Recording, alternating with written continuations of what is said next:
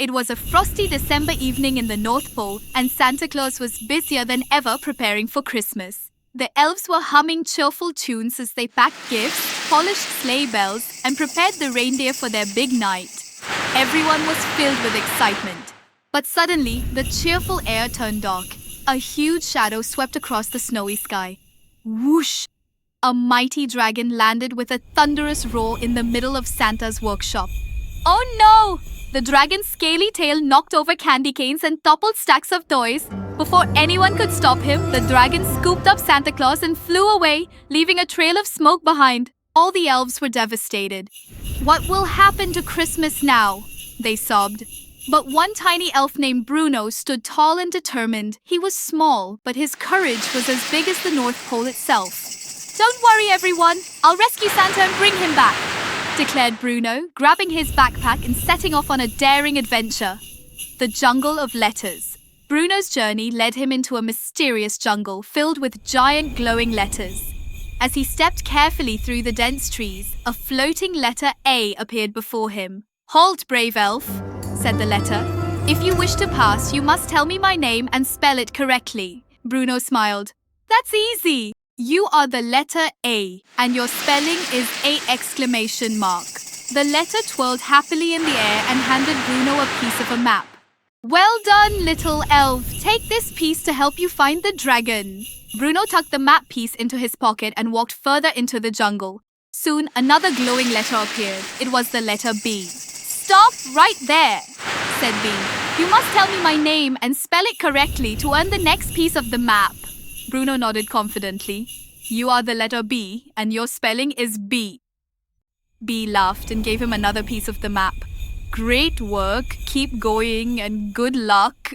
Finally, Bruno met the third letter, C. "You know the drill," said C with a wink.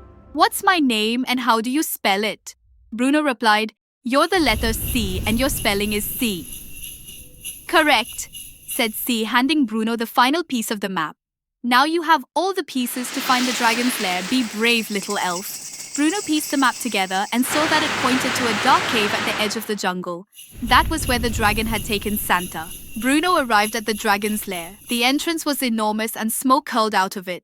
Inside, he could hear the dragon's deep rumbling snores. Bruno tiptoed into the cave, clutching his backpack. There, in the corner, was Santa, tied up with shimmering golden ropes. "Bruno, you found me!"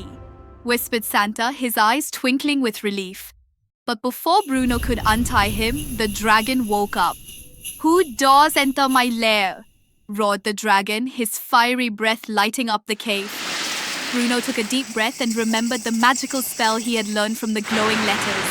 "Letter A, letter B, letter C, letter D, letter E," he shouted boldly, waving his hands. The letters appeared out of thin air, spinning and sparkling.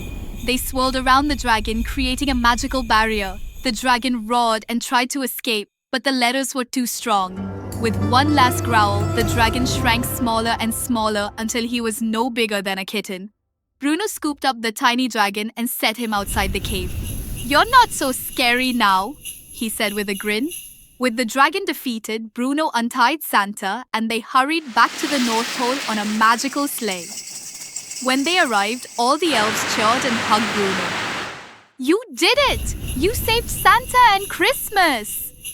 Santa smiled and patted Bruno on the shoulder. "Thank you, Bruno. You've shown us all that even the smallest elf can do big, brave things." With Santa back, the preparations continued, and Christmas was saved. As for the dragon,